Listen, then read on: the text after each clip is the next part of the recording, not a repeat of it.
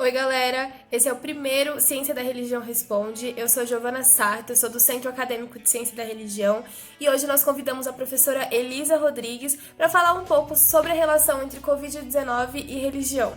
Não deixem de acompanhar. Eu sou Elisa Rodrigues, sou professora no Departamento de Ciência da Religião da Universidade Federal de Juiz de Fora e hoje eu estou aqui no Ciência da Religião Responde, que é uma iniciativa do CA de Ciência da Religião da nossa graduação, para falar com vocês sobre Covid-19, cura, política, cotidiano. Eu queria ressaltar que essa é meio que uma iniciativa das meninas, dos meninos do CA e que a gente está fazendo aqui uma experiência meio piloto.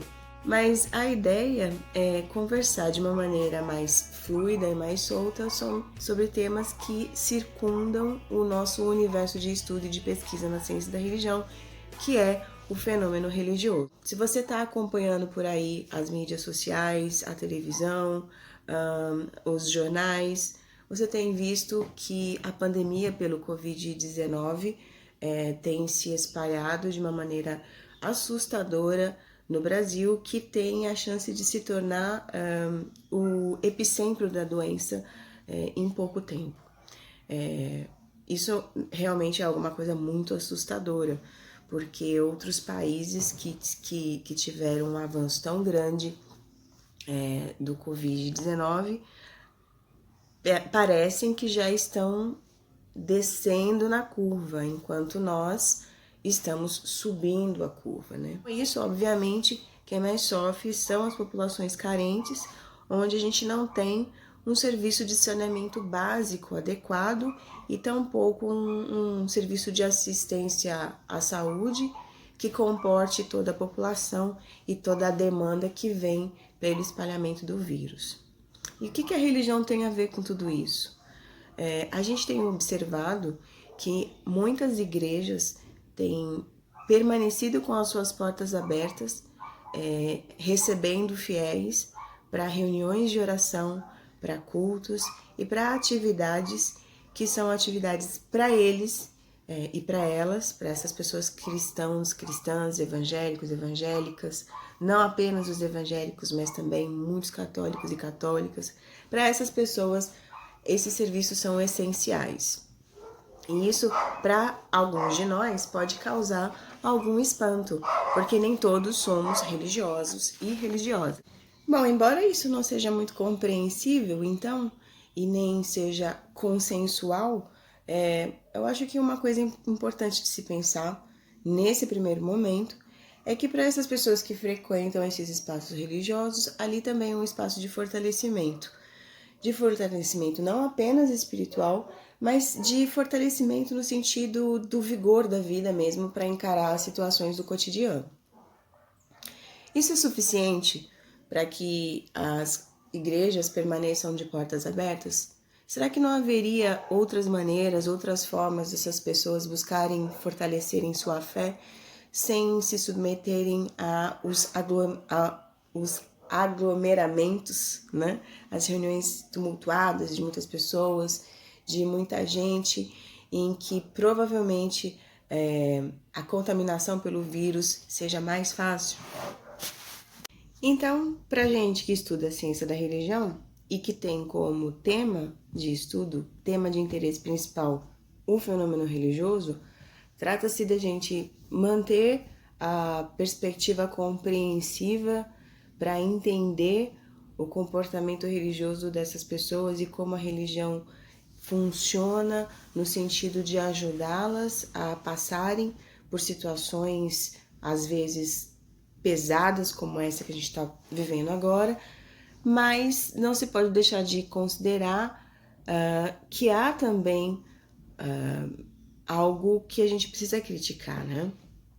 Porque o discurso religioso ele pode ser mobilizado de maneira perversa. Não por quem experimenta a religião com esse sentimento de busca, de necessidade da religião para orientar a sua vida, mas principalmente por aquelas pessoas que estão à frente da religião em cargos e em funções de liderança. Então, uma coisa é a gente pensar a religião em termos de experiência e outra coisa é a gente pensar a religião em termos de instituição, né? E nesse momento, a gente tem que pensar como que as instituições religiosas deveriam estar funcionando no sentido de agregar à sociedade ações que sejam positivas para o enfrentamento dessa pandemia e para a resolução desses problemas que a pandemia tem colocado para a gente. Então, diante desse quadro de crise de saúde pública, como as religiões têm agido, né? A gente não pode generalizar, mas existem muitas religiões que têm agido de uma maneira antiscidadã, né? Na medida em que elas reforçam que elas querem, porque têm direito de se reunir e, inclusive, recorrem aos dispositivos da lei, interpretando-os de maneira muito interessada, né? O que está em jogo aqui? É a experiência da religião, a experiência da fé, da busca por sentido, da busca pela cura como um desejo genuíno? Ou é o interesse de lideranças religiosas? A mídia, em geral, tem feito críticas pesadas a essas lideranças religiosas e acusando-as de serem interesseiras, de estarem mais preocupadas com as contribuições financeiras e os dízimos do que com as vidas das pessoas.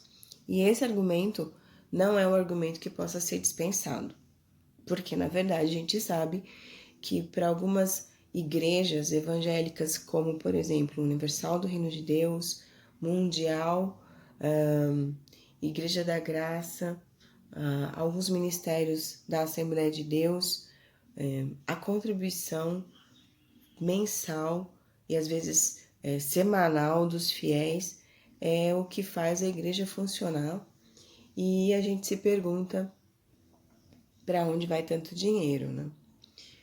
Essa não é, obviamente, a finalidade desse vídeo, mas observar esse quadro nos preocupa, porque a orientação dessas lideranças, que tem muita influência sobre as pessoas que fazem parte dos seus quadros de fiéis, dos seus rebanhos de fiéis, para essas pessoas a orientação das suas lideranças é fundamental.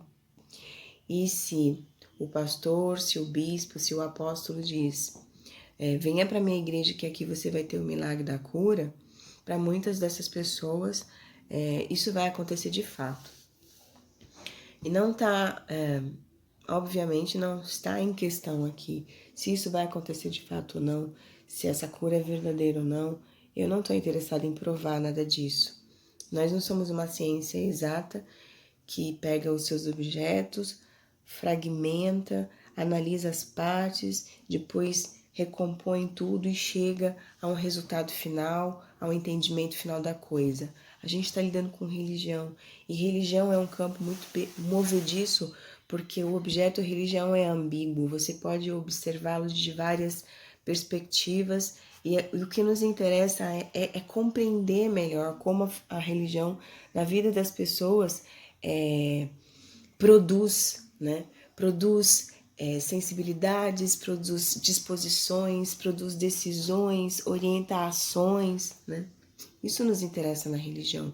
E nesse momento o que a gente tem observado é que diante de um quadro de crise como esse instaurado pela Covid-19, nem sempre a religião tem se portado como gostaríamos que ela se portasse, no sentido de pensar um bem maior, que é a vida da sociedade. É óbvio isso, a gente pode já constatar por meio de informações que chegam de países como Coreia, que onde essas religiões não pararam e continuaram a funcionar, se tornaram ambientes favoráveis para a contaminação.